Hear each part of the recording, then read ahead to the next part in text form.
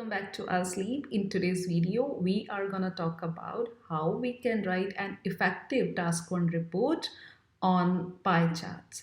So when you are given two different pie charts, so how we are going to illustrate them, okay, write a report on them. Let's get started.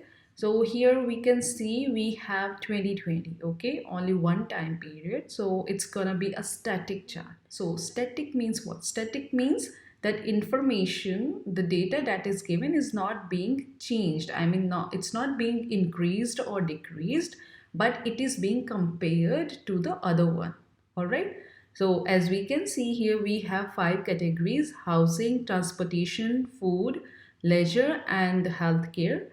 And they are representing the data, the portion in this pie chart. Okay. There are different portions that are used, the percentages of money, the household expenditure that was spent by Florence people. And this pie chart is showing the information of people who are living in Rome. Okay, so let's get started. Let's write the introduction first. And we know that in introduction, we always paraphrase our question statement. And this is our question statement. And now we are going to paraphrase it. Let's see. So you can read the two pie charts illustrate the breakdown of household expenditures in Florence and Rome during 2020. So we have used two pie charts and we have paraphrased illustrate. Okay, we have paraphrased this show word with illustrate, and distribution with breakdown, and in with during, and instead using European cities because we can't find any paraphrasing word for that. Maybe we can also use cities in Europe. Okay, this would be the another way, but we have used the name of those cities, Florence and Rome, here. All right. Okay, now let's move to our overview. See, if you are going to write an overview, it's very important that you have to analyze it first. Okay, analyzing is very important thing here. So as we can see, if we observe from these two pie charts, so we can see that the portion that are in blue color, green and gray color, they are showing the higher proportions than orange and red, right? So what are these ones? These are housing, transportation and food. So if we conclude, in both cities, in Rome and Florence, the higher proportion was used by housing, transportation and food, and the lower was used by leisure and healthcare. All right. So based on that, we are going to write our overview. Housing, transportation, food in higher portions, and leisure and healthcare in lower portions. So here is our overview.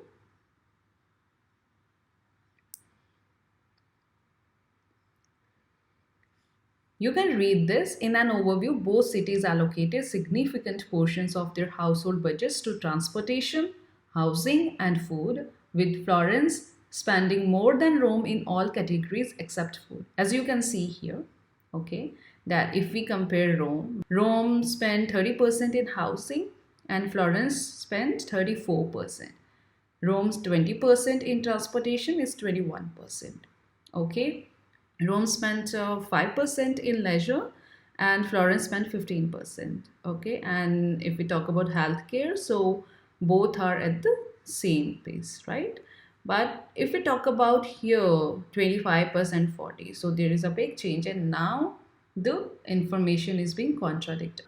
Rome spent more money on food than Florence, right? So that's why we have said that, with Florence spending more than Rome in all categories except food. Okay. However, leisure and healthcare expenses remained relatively low in both cities. So this is what our overall is, our overview is. Now, based on this overview, we are going to write our body paragraphs. Okay. So here is our first body paragraph. You can read this. Transportation expenses accounted for approximately 1/5 of household income in Florence and Rome, constituting 21% and 20% respectively. Housing expenditure claimed the dominant share within Florence households, standing at 34%. Here you can see, okay, surpassing the 30% allocated in Rome. Food expenditures, a notable aspect, differed significantly between the two cities. While in Florence, food consumed a quarter of the total household expenditures, it accounted for the highest proportions, reaching 40% in Rome. So what we have done, we have illustrated, we have given the detailed information of this thing, this sentence from both cities to accept food in this first body paragraph. All right, now we are going to write second body paragraph. And here is your second body paragraph. Here we have talked about, though healthcare spending remained consistent at 5% of total budget in both Florence and Rome, a notable contrast emerged in leisure allocations. Florence dedicated a substantial percentage, okay, and you can write your percentage in brackets too, okay, the numbers of its household budget to leisure activities, marking a threefold increases. Threefold means, as you can see, in Florence it's 15%, in Rome it's 5%. So if we compare this data to Rome, so it's threefold, okay? It's threefold increase. It's showing threefold increase. So that's why we have written this. So it's very important that when you are writing a task 1, so try to write the grammatical sentence structure where you are going to compare the information, okay? Compare the two objects. As you can read here, summarize the key features, make comparisons where relevant, and highlight any significant differences. So writing Florence in separate paragraph and Rome in separate paragraph can't work here, okay? You have to write the information where the sentences where the information, the objects are being compared, okay? So comparison is very important when you are making sentences, right? I would like to make it clear for you with the help of this illustration, this task 1 report. So we are going to compare this task 1 report to this one. As you can see here in an overview, while both cities allocated substantial portions of their household budgets to essential expenses such as housing, transportation, and food, and the distribution of expenditure was minimum in leisure and healthcare. So this overview and this overview, both are quite same, right? This person has analyzed the information as we have analyzed in our overview here, right? So they are quite same. Now let's see what about body paragraphs. As you can see here, in first body paragraph, in this sample, it's in Florence, the largest portion of household expenditure, all right, or it accounts for 34%, all right, then transportation at 21%, and then food expenses at 25%, and then leisure activities and healthcare at 15 and 5%. The very first thing is here that the information is not being compared. The person who has written this, he has just mentioned Florence here, right, in this body paragraph. It's okay. I mean, if you are writing it, it's okay. But I haven't seen any sentence where the information, the data of Florence is being compared with Rome. Are you able to see that? Right? So that is missing here. It's very important. And that thing we have done in our body paragraphs. Okay? And the second thing is what?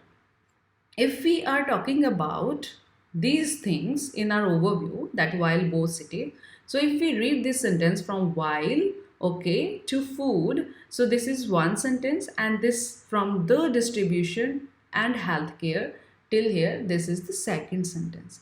Now we know that when we write our body paragraph should be based on our overviews information, right? But it is not being connected. Coherence is missing here, right? So here the person said while both cities allocated, but here he started with only Florence in this first body paragraph, and then he said conversely in Rome, and he talked about the information that is given in Rome in details.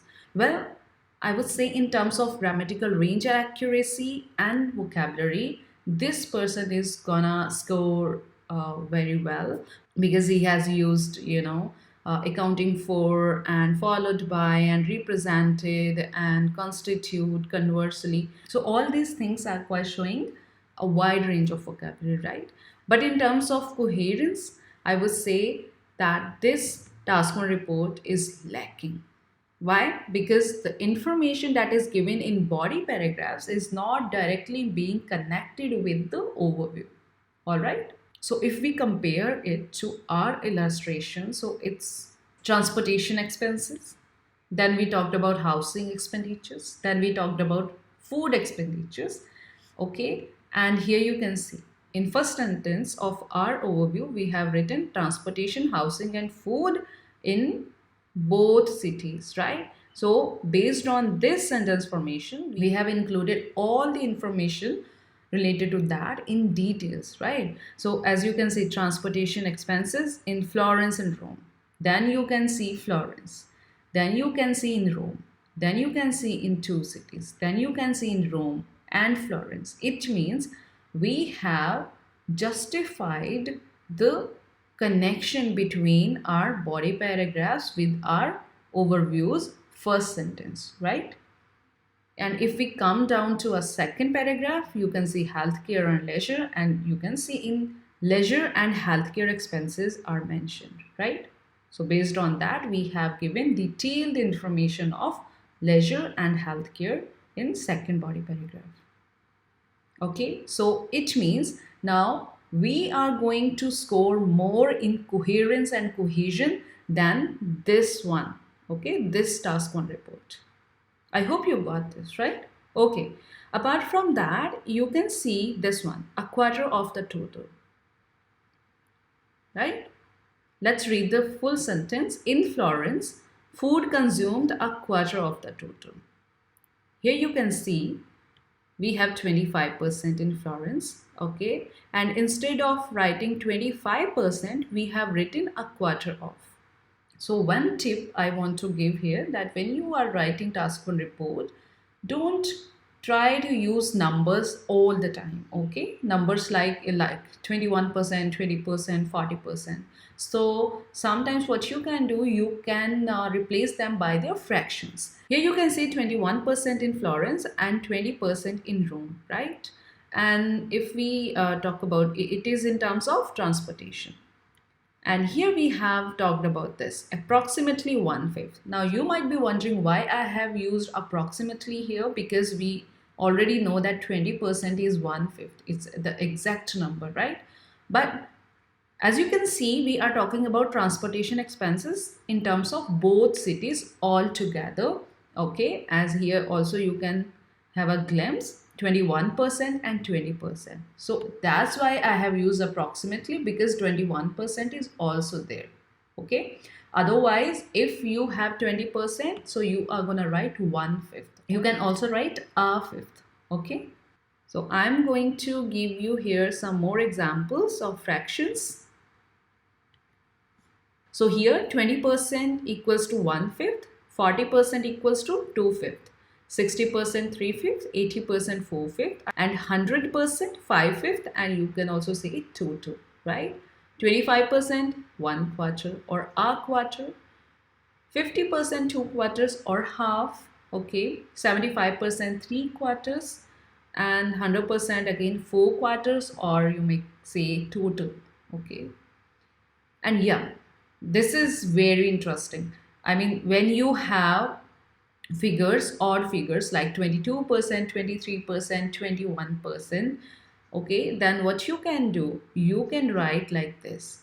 Like we know that 22% is near to 20%, okay? So you can write over a fifth, just over a fifth or over a fifth, okay?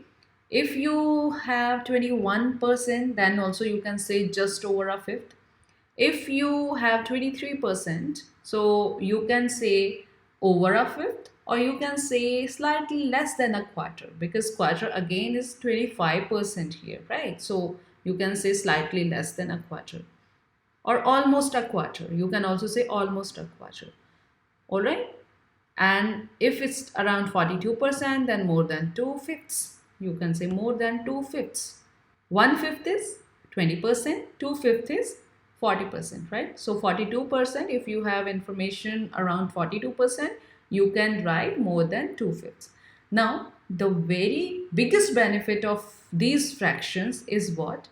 That it helps you to increase your word length. Sometimes it happens, we people feel like that we are running out of words, okay? Because we know that there is a condition. You have to write at least 150 words. And the very standard measurement is 170 to 190. If you write between 170 to 190, so that would be more effective one and elaborative, okay, in task one. Instead of around 42%, these are just two words, right?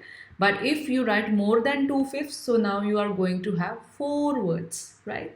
So it can help you out there when you are running out of words, okay, word length. Alright, that's all for today. I hope you enjoyed today's video. If you like this, please subscribe and share it with others. And please let me know if you have any query, any doubt. So you can write me in the comments below. I'll meet you in next video with more useful stuff. Till then, keep learning, keep writing.